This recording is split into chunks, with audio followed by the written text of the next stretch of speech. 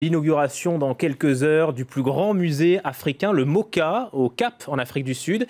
6000 mètres carrés d'œuvres, un concentré d'art contemporain africain que nous présente Caroline Dumais.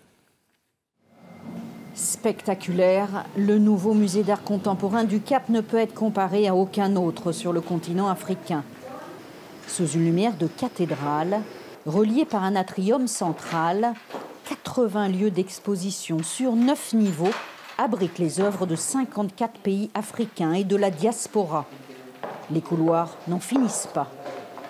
Des grandes signatures, bien sûr, comme ici William Kentridge.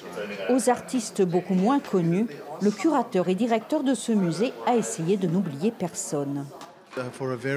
Pendant très longtemps, l'histoire de l'Afrique a été racontée par des personnes extérieures au continent. L'Afrique a besoin de parler d'elle. Elle veut décider de sa narration.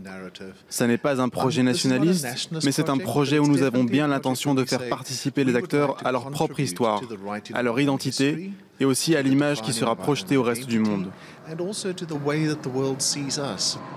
Ce musée raconte l'Afrique à travers l'envoûtante collection privée d'un milliardaire allemand. Un homme d'affaires qui a financé pendant 4 ans la rénovation d'un ancien silo à grains. Je l'avais juste remarqué de l'extérieur. La vue, la forme, la gravité. En général, quand je vois, j'aime ou je n'aime pas. Et là, j'ai su tout de suite. C'était un immeuble parfait. Son rêve est devenu réalité, mais son musée est si gigantesque que certains craignent qu'il ne transforme la scène artistique. Dans les rues du Cap, les galeries d'art ont toujours été populaires. Et celle-là est la plus ancienne de la ville. Sa directrice, pourtant, n'a pas été invitée à l'inauguration du nouveau musée. Ça pose des problèmes, bien sûr, ne serait-ce que par sa taille. Et ils vont canoniser, codifier. Ce sont eux qui vont décider des tendances dans l'art contemporain africain sur le continent, dans le monde, et en tout cas pour l'instant.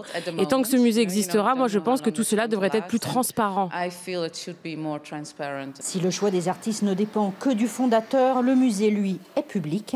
Et pour toucher le plus grand nombre, les citoyens des pays africains pourront y entrer gratuitement tous les mercredis.